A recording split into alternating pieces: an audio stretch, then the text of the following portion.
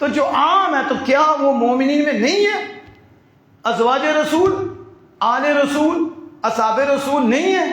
مومنہ کی بات نہیں، مومنوں کی، مومنین کی بات کر رہا ہوں۔ اللہ بھی مومنین کی بات کرتا ہے، والمؤمنون والمؤمنات، مومن نہیں مؤمن، والمؤمنون والمؤمنات، مؤمنون مؤمنات، مومنین کی محبت، تو وہ تو مومنین کے سردار ہیں، وہ تو آقا ہیں، وہ تو مقتدا ہیں، وہ تو پیشوا ہیں۔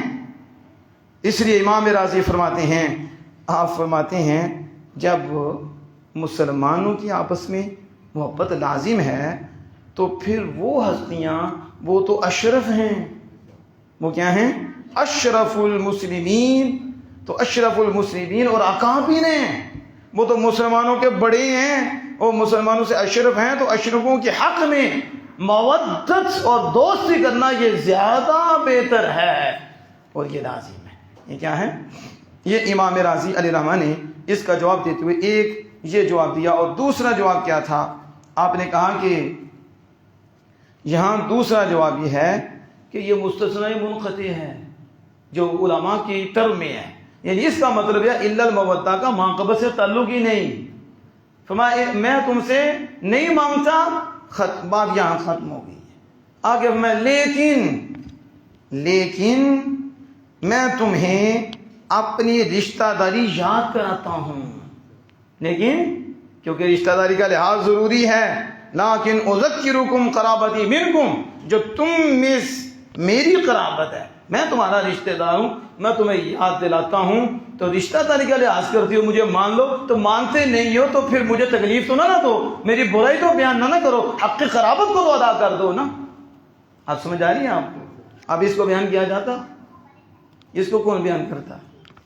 حالانکہ آج ضرورت ہے حق کو واضح کرنے کی، پڑھ کے سناؤ لوگوں کو، یہ تفسیر کبیر ہے، اور میں اس کے علاوہ 10 سے بھی زیادہ تفسیر اس پہ پیش کر سکتا ہوں، ہماری بڑی تفاسیر ہیں جو میں بات کر رہا ہوں۔ اب امام راضی اگلی بات کرتے ہیں، اور پھر آپ دیکھیے کمال کیا ہے، کیا کہتے ہیں؟ الا مودۃ فی القربہ، گویا کہ لفظ میں اجر ہے اور حقیقت میں اجرت نہیں ہے، بس لفظ ہے اجرت، حقیقت میں کوئی اجرت نہیں۔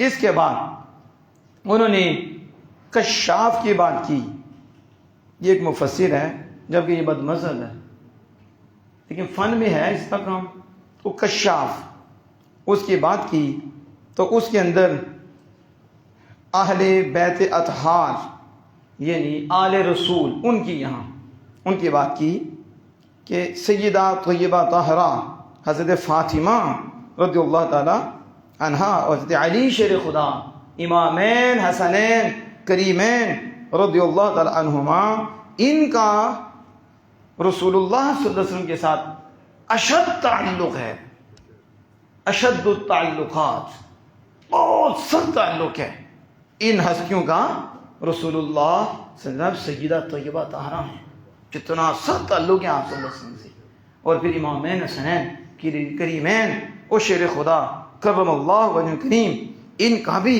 کتنا گہرا تعلق ہے، کہتے گویا کہ یہ نقل متواتر سے جانا جاتا ہے، یعنی ایسے سمجھو کہ جیسے نقل متواتر ہے، اور نقل متواتر کہ جن میں وہ لوگ راوی ہوتے ہیں کہ جن کا جھوٹ پہ اکٹھا ہونا عادتاً ناممکن ہوتا ہے، اتنی تعداد، اور وہ عادتاً جھوٹ بھی بولتے، یعنی وہ قرآن کے درجے کی ہوتی ہے۔